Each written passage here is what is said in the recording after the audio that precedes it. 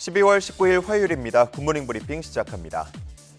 동아일보 1면을 먼저 볼 텐데요. 장관 19명 중 10명이 총선 출마와 관련해서 이미 교체가 됐거나 개각 가능성이 거론되면서 논란이 되고 있다는 제목입니다. 장관뿐 아니라 대통령실 참모 중에서도 최소 26명이 총선 출마를 위해 대통령실을 떠나거나 떠날 예정이라고 함께 전하고 있습니다. 다음 면도 같이 보시죠. 총선에 출마하거나 예정인 인물들 얼굴이 쭉 나와 있는데 왼쪽이 현 정부에 해당하는 명단이고요. 오른쪽이 전 정부 시절 21대 총선에 출마한 명단입니다. 당시에도 18개 부처장관 중 7명, 또 청와대 참모 47명의 사퇴 러시가 이어졌습니다. 이렇게 정권을 막론하고 선거철마다 주요 공직자들이 사퇴하면서 비판과 함께 제도적 보완이 필요하다는 목소리가 커지고 있습니다. 국정 요직이 개인의 몸값을 올리는 자리로 둔갑해서는 안 된다며 선거 때마다 국정 운영에 차질이 생긴다는 비판인데요. 전문가들은 공직자 사퇴 시한을 앞당겨서 보다 신중하게 출마 고민을 하게 해야 한다거나 6개월 이하의 경력은 선거 때 이력으로 활용하지 못하도록 해야 한다는 등 제도적 보완책이 필요하다고 말하고 있습니다. 이렇게 총선을 치르는 우리나라처럼 내년에는 세계 70여 개 나라에서 전국 단위 주요 선거를 치르게 됩니다.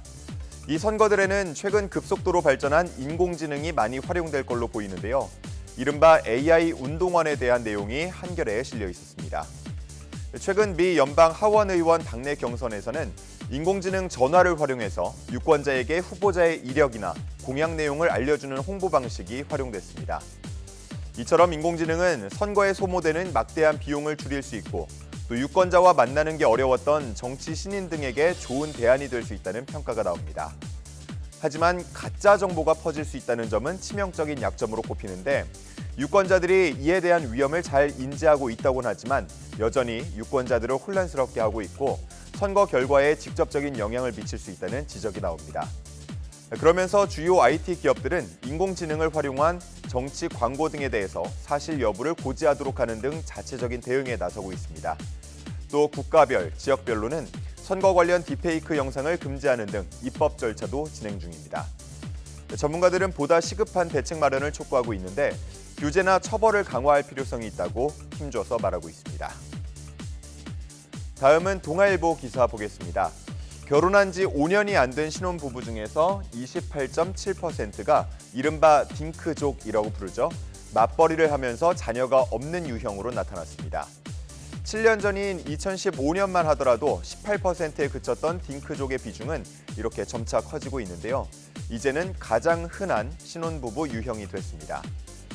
딩크족에 이어서 비중이 큰 유형은 맞벌이를 하면서 자녀가 있는 부부, 그다음은 외벌이면서 자녀가 있는 부부, 또 외벌이면서 자녀가 없는 부부 순으로 나타났습니다. 기사는 자녀를 낳지 않아도 괜찮다는 사회적 인식이 커지고 신혼부부의 출산 연령이 높아진 것이 영향을 미쳤다고 분석했습니다. 다음 신문도 함께 보시죠. 학령 인구가 꾸준히 감소하면서 남녀공학으로 전환하는 학교가 증가하고 있다는 내용입니다. 적정 학생 수를 유지하기 위한 대책인데요. 전국의 시도교육청은 화장실 등 시설 공사비를 대고 남녀공학 전환 시 인센티브를 제공하면서 지원을 하고 있습니다. 기사에는 과거에 비해서 학생 수가 크게 줄면서 남녀를 구분해 교육할 필요가 감소하고 있기 때문에 이제는 남녀공학으로 전환하는 게 더 자연스러워질 거란 전문가 의견을 함께 싣고 있었습니다. 오늘 볼 마지막 기사는 한국일보 1면입니다. 경찰이 어제 하반기 마약류 범죄 집중 단속 결과를 발표했습니다. 이를 더한 올해 11월까지의 통계를 보면 이미 작년 한 해 검거 인원을 초과해서 역대 최다를 기록했습니다. 이 중에 10대 사범의 증가가 눈에 띄었는데요. 작년에 비해서 3.5배 증가하면서 기사에서는 이를 폭증하고 있다라고 표현했습니다. 특히 투약에만 그치지 않고 밀반입이나 판매 등 유통 전반에 개입하는 사례가 늘면서 더욱더 심각한 상황이라고 진단했습니다. 경찰은 10대 마약 사범 증가에 대해서 SNS나 다크웹에 익숙해서 접근성이 크고 또 고액 아르바이트를 내건 광고에 현혹돼서 마약 범죄에 발을 담그는 경우가 많다고 보고 있습니다. 경찰은 또 나아가 마약류 확산을 저지하기 위해서 단순 투약자 검거에만 그치지 않고 공급선을 끊는 데 수사에 초점을 맞추고 있다고 밝혔습니다. 12월 19일 아침 신문 살펴봤습니다. 지금까지 굿모닝 브리핑이었습니다.